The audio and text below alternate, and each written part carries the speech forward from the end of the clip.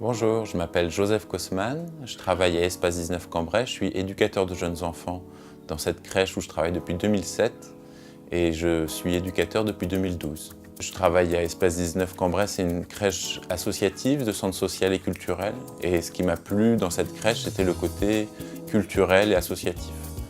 Le côté social, j'avais travaillé auparavant au SAMU social, un peu comme aide-soignant et j'avais envie d'avoir une expérience dans la petite enfance et c'est pour ça que je me suis tourné vers le métier au départ d'aide auxiliaire de puériculture puis d'éducateur de jeunes enfants.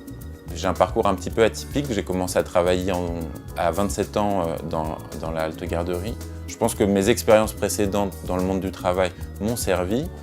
Néanmoins, je n'ai pas passé l'école à 18 ans d'éducateur de jeunes enfants. J'ai commencé ici et c'est mes collègues qui m'ont formé. J'ai bénéficié de plein de formations et ensuite j'ai fait une VAE, une validation des acquis d'expérience pour être éducateur de jeunes enfants.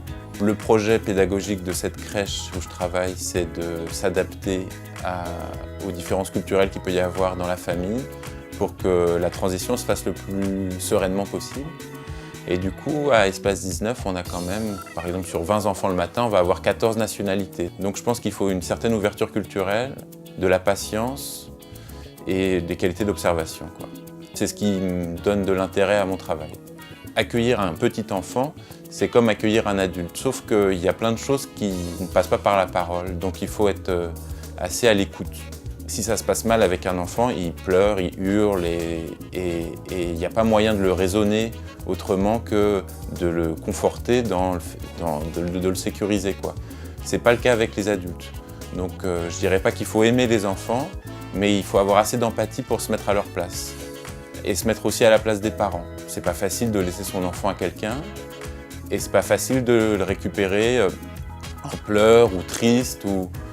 Du coup, il faut vraiment se mettre à la place des parents, se mettre à la place des enfants. Alors le fait d'être un homme dans la petite enfance, ça a toujours été pour moi quelque chose de facilitant. J'ai pu m'épanouir de manière très agréable.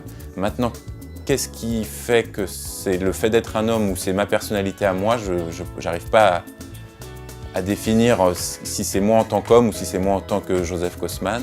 C'est pas parce qu'on est un garçon qu'on va se cogner à des stéréotypes qui vont faire qu'on va être regardé d'une manière différente. Au contraire, on apporte quelque chose de différent.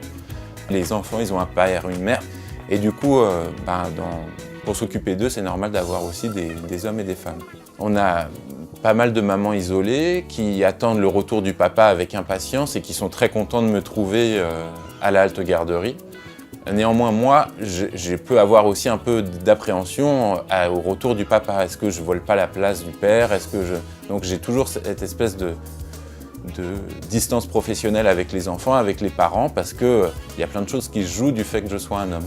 Et du coup, le retour du papa, tant attendu, qui est très grand, très costaud, très viril, finalement, il est très content de me voir en train de jouer au foot avec ses enfants, parce qu'il se dit, il n'est pas qu'avec des femmes, il va apprendre des choses de la vie des hommes dès la petite enfance. Donc c'est un stéréotype qui joue en ma faveur. C'est valorisant et ça peut être aussi un peu pesant. Parce que moi, je ne viens pas pour déconstruire des stéréotypes. Maintenant, ça fait depuis 2007 que je travaille ici, donc je fais un peu partie des murs.